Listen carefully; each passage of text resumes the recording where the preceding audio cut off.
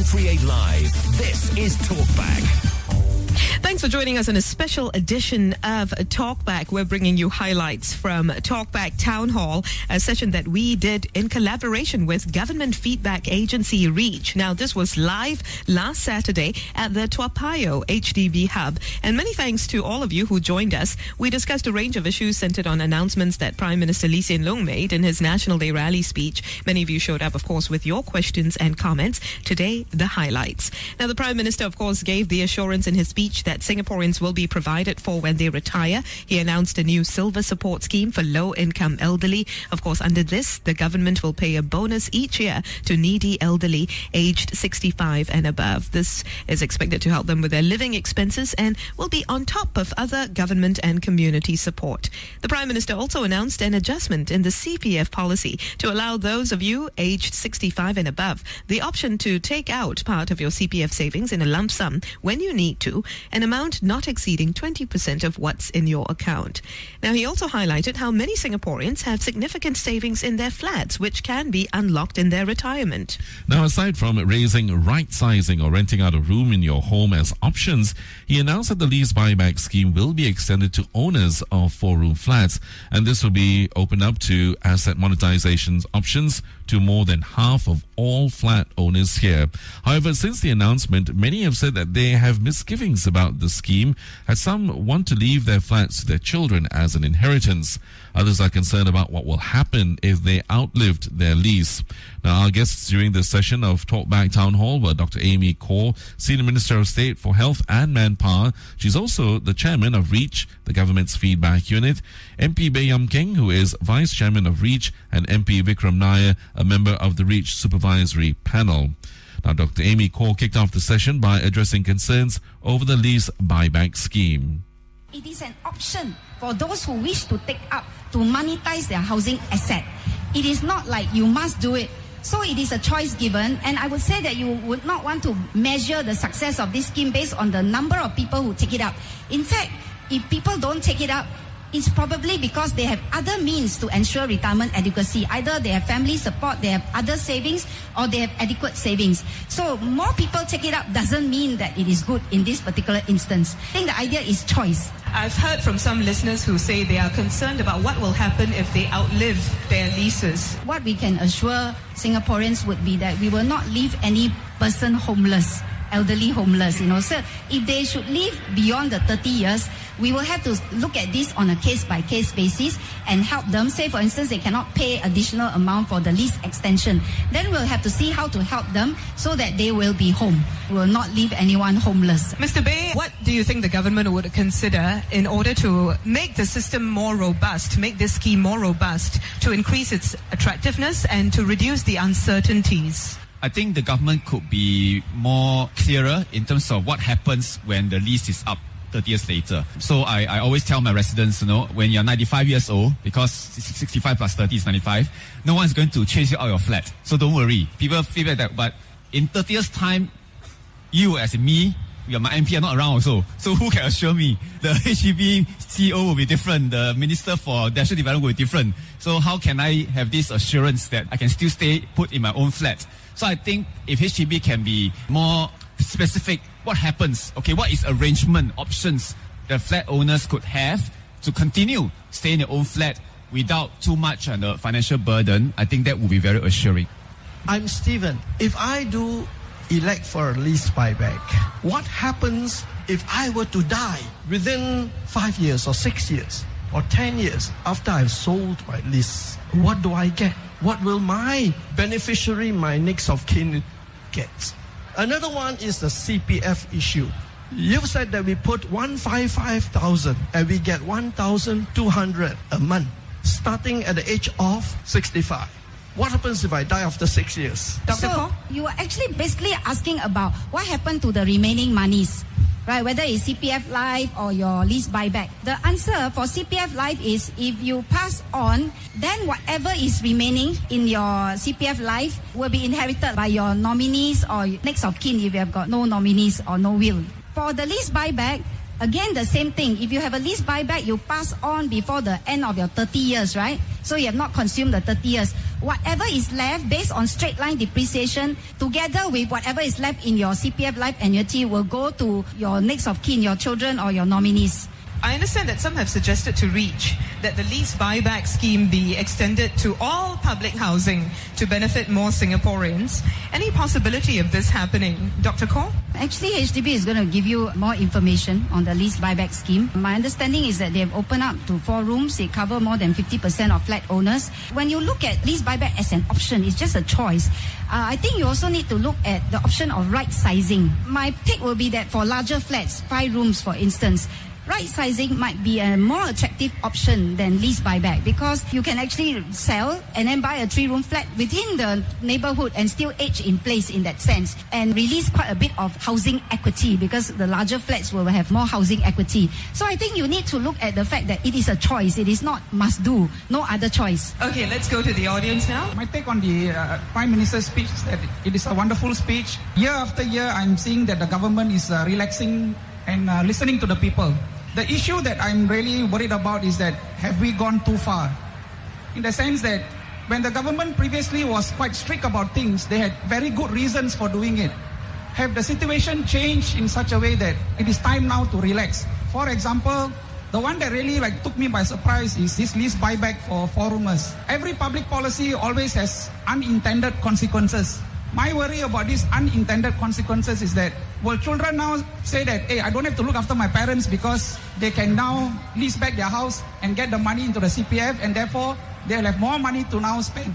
So kids may actually force their parents to lease their house because they're not going to be kicked out from the house, they can stay in the same place. So you find that there are unintended consequences that can develop.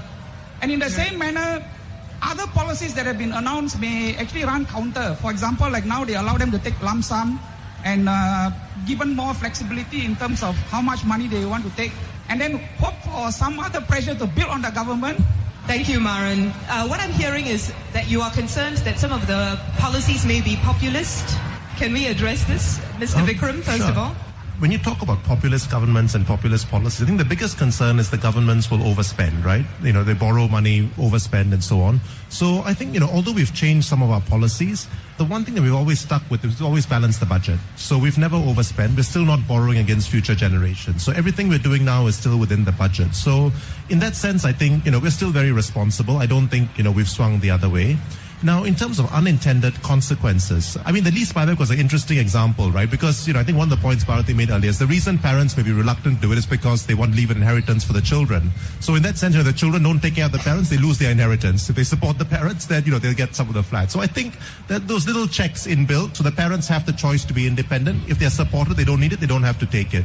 And I guess we can look at the numbers to see how many actually take it out. Dr. Koh, earlier you mentioned that some of the REACH participants had said that they would like to see some safeguards to ensure that they will, for instance, have enough for retirement later on if they choose to take out their CPF savings in a lump sum of not more than 20% of the amount in their account at age 65, which is a flexibility that will be built into the system. So let's talk about unintended consequences and the safeguards that might be put in place against those. Well, first of all, I must say that government, when we introduce policies, we always look at long-term sustainability. We also, of course, always look at unintended consequences as much as possible.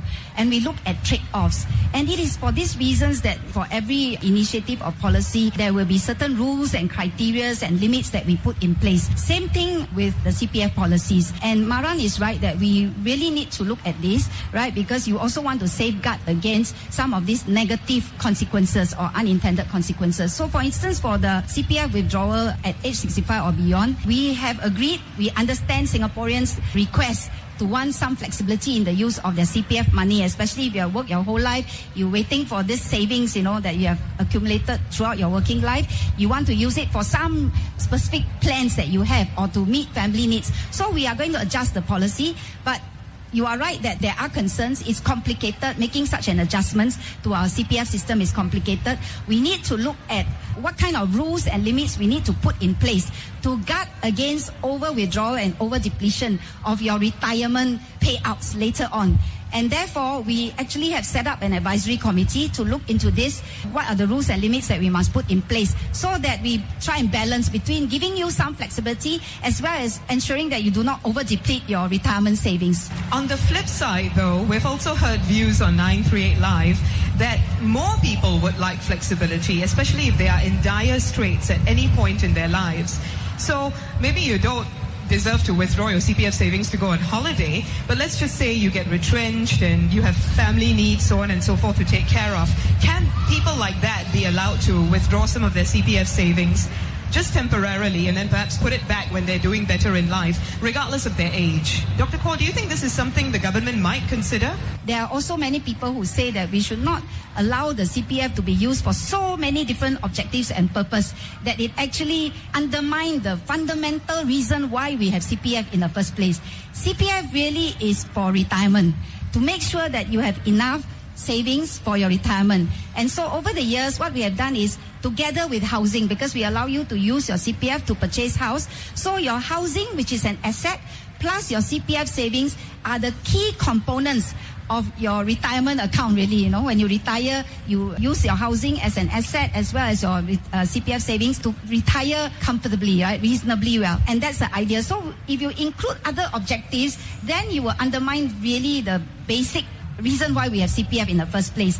Now, for those who actually come into financial problem temporary because they lose their job, retrenchment and so on, there are other schemes in place that the government has to help. For instance, ComCare assistance in one. Proactively helping you to find employment is another way we actually help people who get into difficulty in the short term temporarily. And if I could add to that, for those who are unemployed, the CPF is also a bit of a built-in buffer because you have extra CPF that can still go to paying your housing installments and so on. And for the other expenses you have, then the other schemes to help. So it is actually, in that sense, used to help the unemployed as well if they do have that buffer. Mr. Vikram, I don't think, when those people who are unemployed, they really can get another job that quickly, because at the end of the day that we have seen many, fall into arrears. So when they have CPF, they cannot even use. What is the point? I've heard this view from some of our 938 listeners as well, including you, ma'am. Thank you so much for bringing that up. How can I possibly think of retirement when I am now struggling? So why can't I use those funds temporarily? Okay, you say you may have arrears and different things, right? Now, assuming you have CPF, that can actually pay for your housing, so at least your housing won't be in arrears. Your other things, let's say you got PUB, that one we can actually help financially, and we can, write into the agencies. Those kind of things you can see your MP, we can work out. The other thing about CPF money is that it's actually quite special because it's protected from creditors. So let's say you got all sorts of other people chasing you for money. Even worst case, they make you bankrupt. They cannot touch your CPF. So in that sense, the CPF is protected money. So sometimes it's better you don't take out and pay arrears because they want to chase you also. They can't touch that money. That money is still yours. That's why I always tell people the worst case, sometimes you go for bankruptcy or you go for debt restructuring. That means you're not bankrupt, but you go for debt restructuring. Yeah. Your creditors cannot touch your CPF. And that's one of the most important attributes of it. I know an advisory committee will be set up to look at introducing greater flexibility to the CPF system. How much more flexible do you think the system can be? For instance, some analysts have suggested CPF life payouts take into account inflation, the higher cost of living in the future, that people who have exceeded their minimum sum be given more investment options. What do you see as being feasible, something that will be considered more seriously? Mr. Bay, let's start with you. I think with all things, it has to be a balance. If we agree with the objective of CPF is to look at our own retirement needs, I think the more we put in, the more assurance we have. And actually, if we have the choice, we should put a lot of money in CPF because interest is really good, much better than FDs or banks anywhere. So it's about government also committing to that, putting resources to that. I think people also like to have flexibility. So I think it's really a balance, right? So I think flexibility of your own, using your own savings, but at the same time, to have assurance that after retirement, I have that. Dr. Kaur? We are going to release details about the advisory panel soon. Key areas that they'll be looking at, the rules and limits for withdrawal at 65 or beyond, this certain amount as a lump sum. The other one will be whether, it's possible to inject flexibility into the use of CPF money, say for investment. And the other one would be whether we can give those who prefer or want to have their CPF payouts, increase over time to take care of rising cost of living and so on, whether we can give them such an option. So the advisory panel will study some of these issues. Okay, lastly, Mr. Vikram? Primary purpose of CPF must be retirement adequacy. But, I think there are some people who have more in the CPF than they need for retirement. So I think in those cases, there is more flexibility that, we can allow. I mean, one of the most important things I've learned after becoming an MP is that actually there are a lot of people who, can run into problems. So while on the one hand, you may think, I know what to do with my money, I can take care of myself. Actually, you hear a lot of sad stories. Once people take the CPF money out, either, children come and ask them for money. That's the best case scenario. Worst case is, you get tricksters and all that coming up with schemes. And before you know it, all the money is gone. So I've actually realized that sometimes, although it may not be very popular, it's actually important to make sure that people have enough to take care of themselves. Because, if they take all the money out, they make the wrong decisions, then that's a much bigger problem. And that, of course, was Vikram Nair, one of our guests. He's Member of Parliament, of course, and a member of the REACH Supervisory Panel. We'll be bringing you more highlights from our Talkback Townhall session with REACH in just a moment.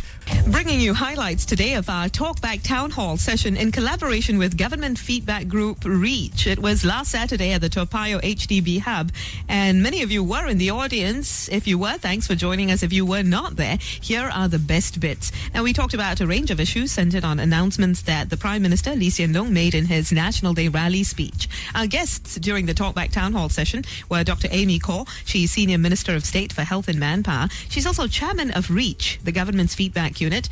MP Bayam King, Vice Chairman of REACH, and MP Vikram Nair, a member of the REACH Supervisory Panel. In our first segment, we talked about CPF and assurance in retirement, a hot topic indeed. Another hot issue, the Prime Minister called for a cultural change in recognizing the contributions of poly and ITE graduates, a shift away from paper qualifications, a greater focus on skills and capabilities. Now, the Aspire Committee has just come up with its recommendations, and we'll talk more about those in tomorrow's edition of Talkback. At our session on Saturday, though, one parent expressed this concern. Something that really triggers me as a parent and some other young people, especially those who are in the universities. PM says that there's no need to have a higher education. So what is the direction now? The undergrads were saying that, this is the announcement that didn't encourage them to study hard anymore. Over the years, there has been a greater drive for university degrees. In fact, just this year, we've added more university places. And right now, the Prime Minister is saying that we should recognize the skills of poly and ITE graduates as well. I personally get the sense that it's not about discounting university degrees.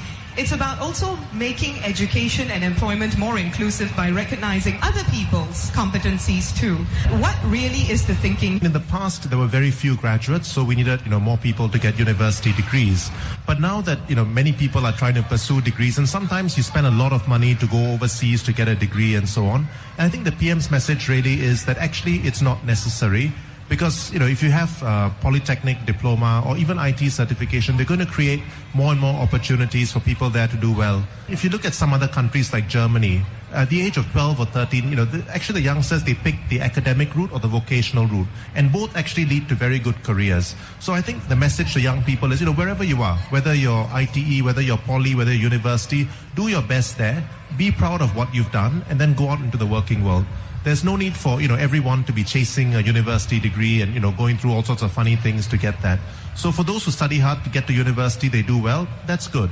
But for those who say go through the poly as well and they do well there, there's also ways for them to succeed. So I think that is really what PM's message is. I mean, in my own constituency, we have a school that's now dedicated to normal tech. And I went to visit that, Spectra Secondary.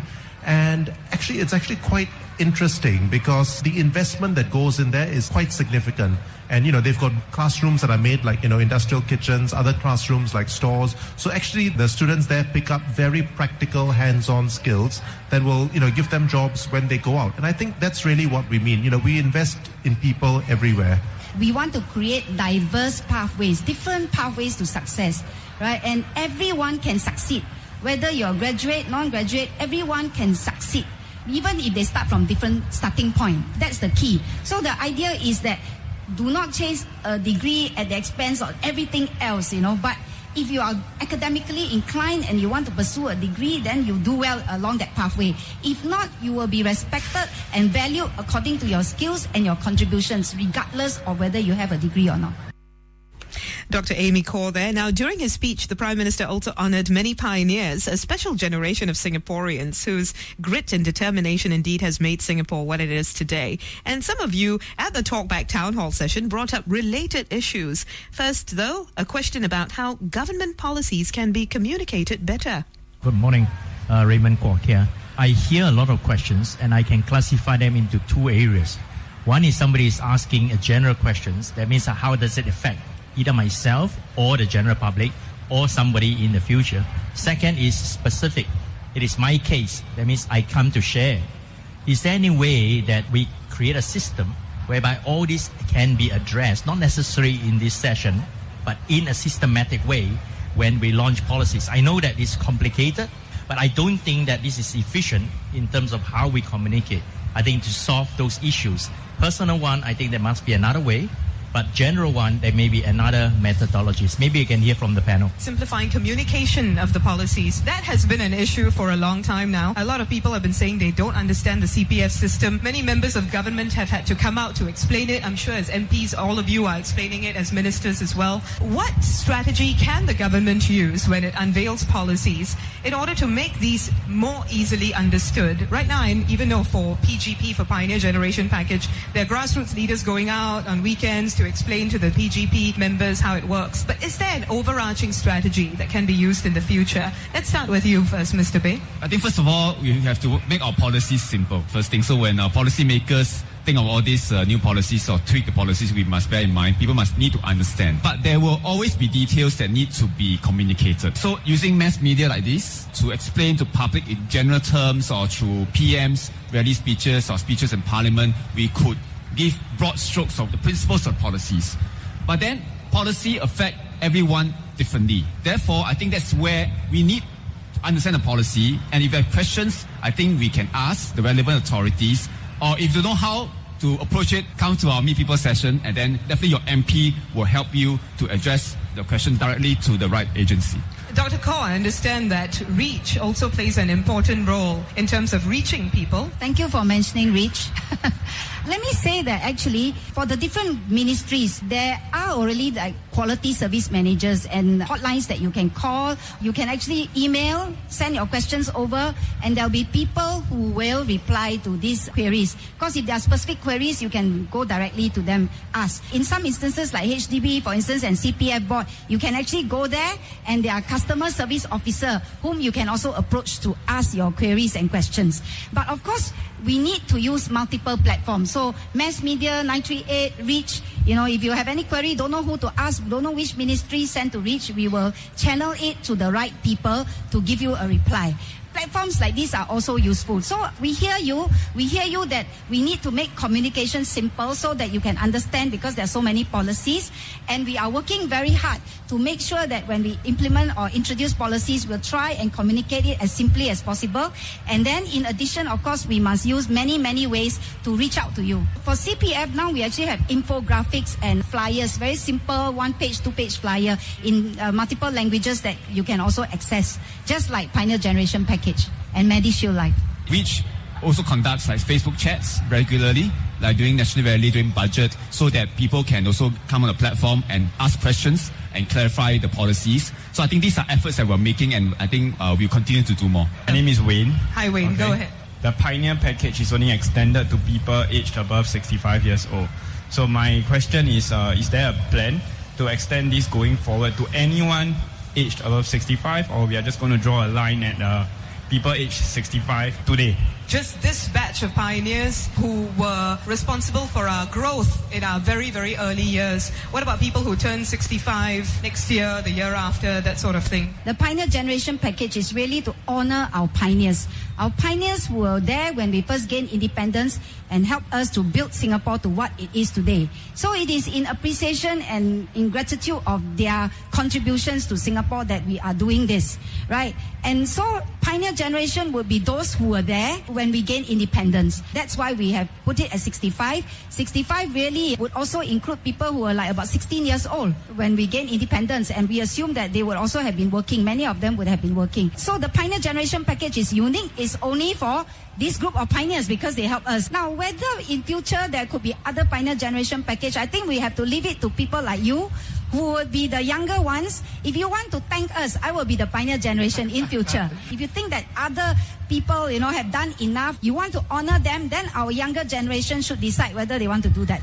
This is just something that I've been thinking about. And I think the government has been very proactive in taking care of many issues that will concern the elderly. For example, like healthcare, I think quite a number of charge system. There are also incentives given for transport. There are many measures that the government is taking to help senior citizens. But I'm wondering, what is the private sector doing about it? How is the private sector motivated to actually ride on this silver tsunami that's going to take place? For example, can we say that all hawker centers and McDonald's and everybody else must have a $2 meal so that people can go in there and have that option? Because just like kids don't eat a lot of old people also don't eat a lot, but they can't go to all these kind of things. So the government has taken care of many issues concerning the key things like housing, retirement funding, for transport, for healthcare and all these things. So food is left to the private sector. Can government mandate that every restaurant, everybody must have an elderly meal or $2 meal, for example? How far can the government play a role in this regard? I know in Philippines, by law, I think as long as you are, 60 or 65 years and above, right, 25% off. All the the shops must offer a 25% discount to anyone holding that senior card. And that's by seniority, that means rich or poor, you enjoy them. So that's by law. I think in Singapore, if you make it by law, I don't know how the business sector will respond. The SMEs, whether should it be done by law or should it be voluntary? I think it'll be even more beautiful if our business owners can say, because I respect and honor our pioneer generation or the senior citizens, I give you a discount. 2 fish for extra. 10% off, 20% off, whatever. Or special promotion for seniors. It has to evolve.